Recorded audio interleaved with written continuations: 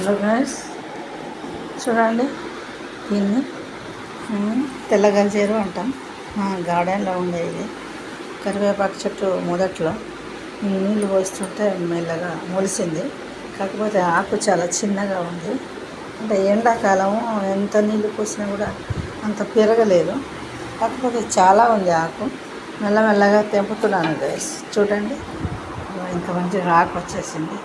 మొత్తం అంతా తెంపితే మంచిగా పెసరపప్పు నానబెట్టుకొని ఇది ఆకు వేసుకొని ఆకుకూర వండుకుంటే పప్పు కలుపుకొని వండుకుంటే చాలా బాగుంటుంది. తెల్లగలిజేరు ఆరోగ్యానికి కూడా చాలా మంచిది.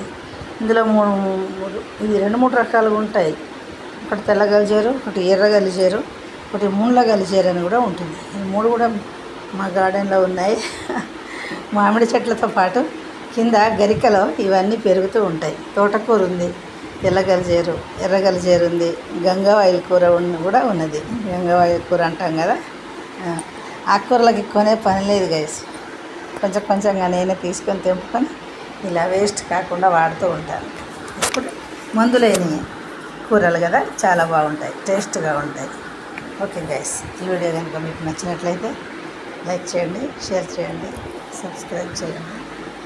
మీరు ఇచ్చే ఒక లైక్ నాకు చాలా సంతోషాన్ని ఇస్తుంది. మెల్లమెల్లగా తెంపుతున్నాను గైస్. ఇక చూడండి, ఇది నా వీడియో. ఓకే.